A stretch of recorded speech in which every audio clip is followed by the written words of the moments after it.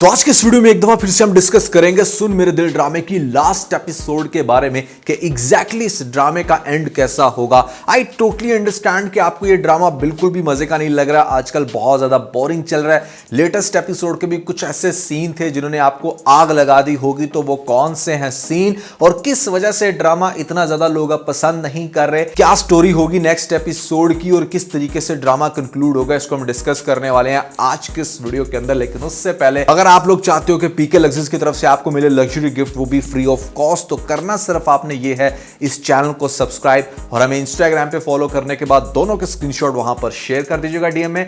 आप में से डेली बेसिस पर लोगों को चूज करके पीके लग्जरीज की तरफ से लग्जरी गिफ्ट डिस्पैच किए जा रहे हैं। PK Luxus. We don't sell crap. देखिए, पर्सपेक्टिव समझने की कोशिश करें। अगर खलील ने यह ड्रामा कुछ ऐसा लिखा होता कि शौहर वाकई बहुत अच्छा है, फेथफुल है अपनी वाइफ के साथ, जैसा था हमारा दानिश मेरे पास तुम हो में, यहां पर अमार का कैरेक्टर वैसा ही होता, अपनी वाइफ के साथ वो लॉयल होता, किसी भी किस्म की स्टुपिडिटी ना कर रहा होता। और इसकी जो दिखाई गई है बीवी सद्दफ, ये ठीक है इसके साथ शादी तो कर लेती हमारे इस बिलाल को रिजेक्ट करके, लेकिन बिलाल वाकई वैसा होता जैसे हमशा ने पोर्ट्रे किया। जस्ट इमेजिन कि ये वाकई एक गेम कर रहा होता टू गिव हर पेन, और शादी के बाद अब उसको इस तरीके से अपनी तरफ अट्रैक्ट कर रहा होता कि ये सारे सीन जिस तरह से हमारा अम्मार रोकर अपनी बीवी को तंज कर रहा है और वो आगे से इसके ऊपर गुस्सा कर रही है, तो सोचें ये ड्रामा कितना इंटरेस्टिंग होता। सोचें आपको कितना ज्यादा मजा आता कि वाकई दिखाया जाता कि हाँ, हस्बैंड मर्द होने की वजह से दूसरे मर्द को समझ पा रहा है लेकिन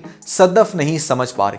आपने एक बड़ी कंफ्यूज स्टोरी दिखाई है। बिलाल एक बहुत अच्छा कैरेक्टर है, मतलब वो तो यहां पर भगवान बना दिया आपने, और जो दूसरा दिखाया आपने अम्मार, वो अंदर से बहुत अच्छा है लेकिन फिर भी काम गलत कर रहा है। सद्दफ अंदर से बहुत अच्छी है लेकिन फिर भी बॉस के ऑफिस से रूम से बाहर आने के बाद कह रही है कि हाँ मैं बैठी रही, मैं ये करती रही, मैं वो करती रही, फुल टाइम उसको मिर्च मसाले लगाकर आगे से रिस्पॉन्स करेगी। तो मतलब क्या होगा? ये ड्रामा ना बहुत गलत डायरेक्शन में चल रहा है, लिखा बहुत गलत गया है।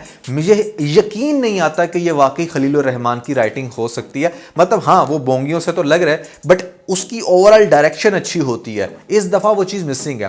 दूसरी बात यह कि यहां पर आप देखें बहुत सारे स्टूपिड सीन थे। इतना ज्यादा शाउट अगर आप ऑफिस में करते हो जैसे हमारी सद्दफ को करते हुए दिखाया जा रहा है, तो क्यों नहीं इर्द गिर्द के लोग यहां पर अलर्ट हो रहे? भैया ऑफिस में तो कैमरे भी लगे होते हैं, बहुत कुछ होता है। ये तो ऑफिस के अंदर भी ऐसे लड़ते हैं जैसे ये ऑफिस नहीं बल्कि इनका घर है। एक और जो चीज बहुत अजीब लग रही है मुझे सुन मेरे दिल ड्रामे के अंदर, वो ये कि भैया शराब तो आपने इस ड्रामे में ऐसे कैरेक्टर्स को पीते हुए दिखाया गया है कि जैसे ये ड्रामा पाकिस्तान में नहीं बल्कि मैक्सिको में शूट हुआ है, या ये कोई हॉलीवुड या बॉलीवुड की देवदास टाइप मूवी चल रही है।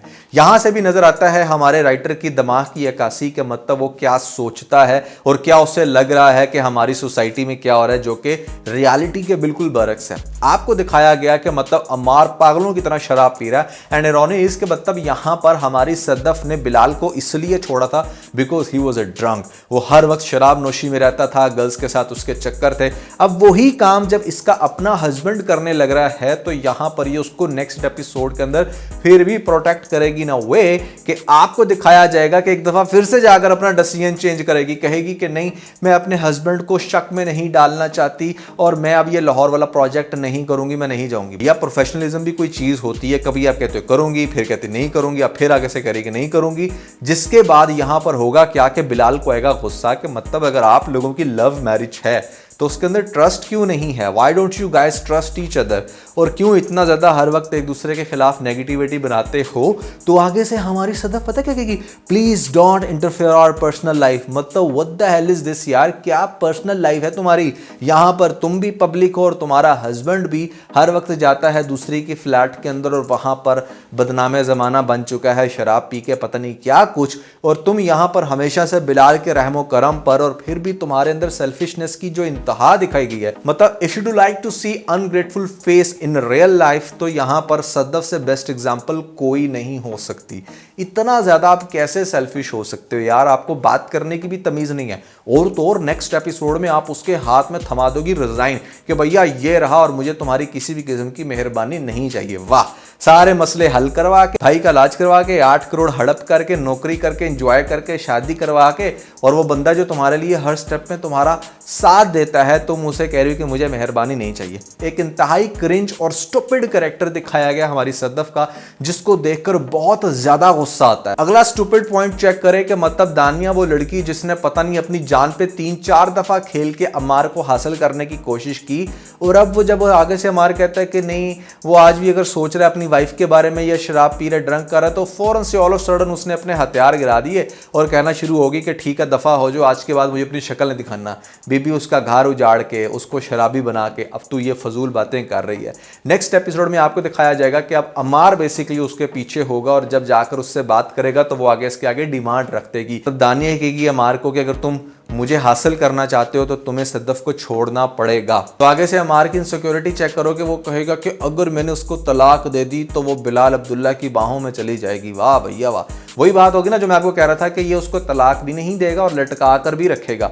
और सद्दफ मतलब she is being so selfish and arrogant, उसको ऐसा लगेगा कि मतलब ठीक है हस्बैंड भी जो करता है करे, मुझे किसी की बिला से मैंने यहाँ पर बिलाल का भी साथ नहीं लेना और मैं खुश हूँ बस अपने डिसीजंस पे। एक बड़ा ही फजूल कैरेक्टर है। अच्छा, तो आपको दिखाया जाएगा कि जैसे लेटेस्ट एपिसोड में भी देखा कि माँ जो सजेशंस दे रही है कि चाहे कुछ भी हो you need to adjust with your husband. अच्छा, बहुत सारे लोगों को लेटेस्ट एपिसोड में जो यहाँ पर माँ कह रही है ना कि चाहे हस्बैंड जो है वो कुछ भी कर रहा है तुम्हें उसके साथ एडजस्ट करना चाहिए, कुछ लोगों को ये बात बुरी लगी। देखिए उसकी माँ की ये बात ना टू सम एक्सटेंट ठीक है। अभी दिस इज द बिगिनिंग के जहां पर उसने अपार्टमेंट में जाना शुरू किया और वो पहली रात थी जब वो उसको सजेस्ट कर रही थी कि इससे पहले कि वो रात वहां गुजारे तुम अपने हस्बैंड को कैप्चर कर लो। प्रीटी मच आई बिलीव के ये वाइफ के हाथ में होता है कि अगर वो बिल्कुल इस तरीके से निगलेक्ट ना करें अपने हस्बैंड की सिचुएशन को, और उस मोमेंट में जब वो काफ़ी कमज़ोर है उसका साथ ना दें, तो वो डेफिनेटली बंदा फिसल जाता है। Same goes with wife as well, but उसका सिनेरियो बहुत ही ज़्यादा डिफरेंट होता है। इस केस में तो आपको एडजस्ट करने की कोशिश करनी चाहिए जहां पर हस्बैंड भटक रहा है या किसी और में ले रहा है इंटरेस्ट। लेकिन अगर हस्बैंड अब्यूजिव है, अगर बहुत ज़्यादा मार रहा है, आपका मार मार के बुरा हाल कर रहा है, खून निकाल देता है, सर फाड़ देता है, और तो और आपके साथ इस तरीके से चल रहा है कि आपकी कोई रिस्पेक्ट ही नहीं और कंटिन्यूसली ये काम हो रहा है, वंस इन अ वाइल नहीं, तो भैया डेफिनेटली वो बंदा छोड़ना बनता है। वहाँ पर अगर आप फिर भी बीइंग मशरकी गर्ल उसके साथ एडजस्ट कर रहे हो तो आपसे बड़ा बेवकूफ़ कोई नहीं है, क्योंकि आपको कोई और अच्छा मिल जाएगा। एटलीस्ट आप सिर्फ शक्लो सूरत को देखकर अपने बेस्ट कपल की पिक्चराइजेशन को छोड़ो और ज़िंदगी गुजारने की तरफ और फैमिली बनाने की तरफ ध्यान दो। इस ड्रामे की प्रीवियस एपिसोड में एक लाइन बोलेगी कि मतलब सम टाइम ना हम शक्ल और मोहब्बत के दरमियान में शक्ल को चूज कर लेते हैं, जहां पर लेट से हमें मोहब्बत किसी और से होती है लेकिन हम अच्छी शक्ल वाले के पीछे चले जाते हैं। ये बात इंजेक्ट की है दानिया ने अमार के दिमाग में, और अमार को ऐसा लग रहा है कि शायद मेरी असल मोहब्बत तो ये दानिया थी और मैंने चूज कर लिया उसको, मतलब अपने प्यार को लेकर ही वो कंफ्यूज हो गया है, विच इज हिलेरियस। अच्छा, अब नेक्स्ट एपिसोड में क्या होगा कि यहाँ पर आपको दिखाया जाएगा कि जिस तरीके से ये उसकी जो थर्ड टाइम जाकर उसको ये कहेगी कि नहीं मैंने नहीं जाना, तो बिलाल को डेफिनेटली थोड़ा सा गुस्सा आएगा। अब आपने उसको बिल्कुल ही कोई वो तो नहीं दिखाना है कि हाँ वो फरिश्ता है उसे कुछ भी नहीं होता, तो ये अच्छी चीज़ है कि आप दिखाओ कि उसे गुस्सा भी थोड़ा सा आता है, वो गुस्सा करेगा। और यहाँ पर वो थोड़ा सा गुस्सा नहीं करेगा, उसको कुछ 4 बातें नहीं सुनाएगा कि भाई तुम्हारा किस किस्म की फैमिली है क्या है, और दूसरी तरफ आपको दिखाएंगे कि मतलब हमारी जो सद्दफ है वो सब कुछ भूल भुला के जाकर इस्तीफ़ा उसके मुंह पे मारेगी, जो कि इंतहाई स्टूपिड चीज़ है कि मतलब एक तरह से इनामदार जो उसका बाप था क्या कुछ नहीं उसने बर्दाश्त किया। हमें लगता था कि बेटी शायद बहुत आगे बढ़ के उसका ख्याल रखेगी, लेकिन नहीं भैया, उसको तो अपने मसलों से फुर्सत नहीं है।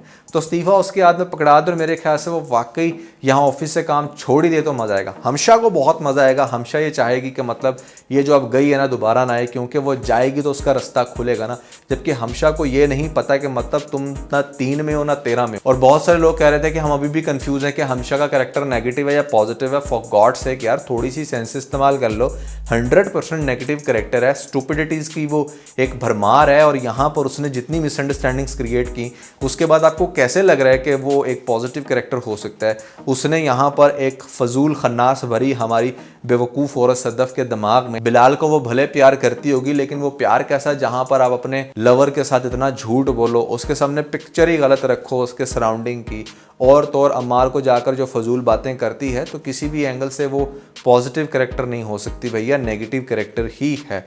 अब होगा क्या कि यहाँ पर एक तरफ से बातें चलेंगी बहुत ज़्यादा इस तरह की कि मतलब हमारी सद्दफ़ भी ये चाहती है कि वो उससे अलहदगी अपनाए, लेकिन अम्मार नहीं छोड़ रहा, और फिर उसके बाद वो हो सकता है कि लीगल वे अपनाए, खुला के लिए अप्लाई करे, जिसके बाद यहाँ पर ड्रामे के अंदर सही मसाला लगेगा। क्योंकि भैया एक तरफ से दिखाया जाएगा कि इतना सब कुछ होने के बाद, ऑफिस छोड़ने के बाद भी हमारे चूँकि बिलाल की दोस्ती है जावियार से, तो वो उसको मिलने के बहाने आता है, और यहाँ पर इनका आमना सामना जब हो रहा है तो वो मोहब्बत जो है ना आहिस्ता आहिस्ता फिर से जागना शुरू होगी। इवन के मतलब ये जो दूसरा चक्कर लगेगा इसका अमेरिका का फर्दर इलाज करवा के वापस आएगा, तो Zaviyar will feel very good और अपनी बहन को समझाएगा कि अगर उसने लाइफ में कोई डिसीजन लिया ही है ना, तो वो फोकस करे अपने सराउंडिंग में कि मतलब कौन वो शख्स है जो उसे दिल से वाकई प्यार करता है और चाहता है। अपने ईगो को उसको थोड़ा सा तोड़ना पड़ेगा जो कि उसने बनाया हुआ है फॉर नो रीज़न।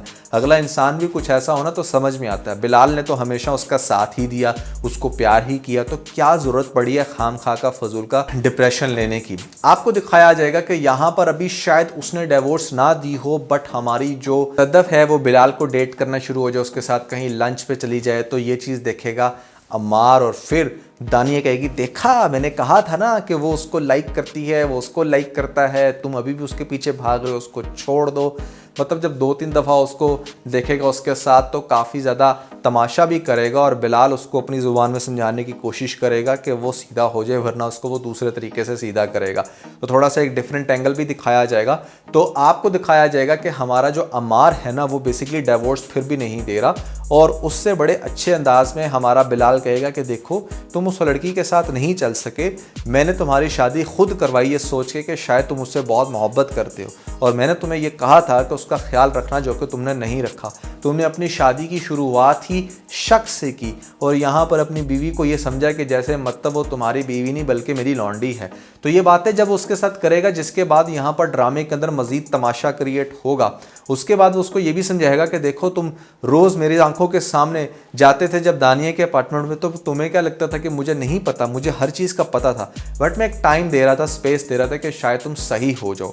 अब ये सारी बातें जब उसके साथ करेगा, और फिर बार बार जब हमारा मार देखेगा कि सद्दफ़ अब उसके अंदर बिल्कुल भी इंटरेस्ट नहीं ले रही, तो डेफिनेटली यहाँ पर उसको डिवोर्स देकर वो अपनी शादी जो है वो रचाएगा किसके साथ, दानिया के साथ। दानिया को फिर तसल्ली हो जाएगी, क्योंकि एट द एंड यहाँ पर दानिया को उसका प्यार तभी मिलेगा जब अमार वापस आए। हमशा ऑन दी अदर साइड के मतलब आपको दिखाया जाएगा कि वो बहुत ज़्यादा दोबारा से अब विलन बनकर उभरेगी, क्योंकि उसे लगेगा कि मतलब अब चूंकि डिवोर्स हो चुकी है तो रास्ता बहुत क्लोज है। तो फिर दूसरी स्टेज पे दिखाया जाएगा कि हमशा नेगेटिविटीज़ बढ़ा देगी, और यहाँ पर बहुत बकवास करेगी बिलाल के सामने कि ये जो लड़की है ये अपना पहला घर नहीं बसा सकी तो तुम्हारे साथ क्या बसाएगी, दिस एंड दैट। जिसके बाद ये सारी चीज़ें पकड़ लेगी सद्दफ़ को पता चलेगा कि किस तरीके से हमशा जो है वो एक्चुअली में बिलाल में इंटरेस्ट लेती है। तो फिर वो फ्लैशबैक में जाएगी और जाकर अंडरस्टैंड करेगी कि अच्छा किस तरीके से इसने मेरा दिमाग ख़राब किया, अगर ना किया होता तो I was pretty much interested in Bilal और मेरी इसी के साथ शादी होती। ये बात क्लियर होगी तो आपको दिखाया जाएगा कि यहाँ पर वो और क्लोज होगी हमारे बिलाल के, और इस टेंशन के अंदर हमारी हमशा जो है वो शायद ड्रंक करेगी, उसको भी दिखाया जाएगा, और हो सकता है कि किसी रोड के किनारे गाड़ी के नीचे आके हॉस्पिटल पहुंच जाए, और फिर अस्पताल में मरने से पहले सब कुछ एक्सपोज करे कि भैया किस तरीके से उसने सबके दिमाग में क्या क्या भरा, और बिलाल से वो मोहब्बत करती थी बट उसको हासिल नहीं कर पाई। बट जाते जाते एक सच ज़रूर बताना चाहती है कि सद्दफ़ उसमें इंटरेस्टेड थी और बिलाल तो उस पर मरता है, तो उन दोनों को एक हो जाना चाहिए। इस तरीके से आपको ड्रामे का एंड दिखाया जाएगा जो कि अच्छा खासा इंटरेस्टिंग होगा।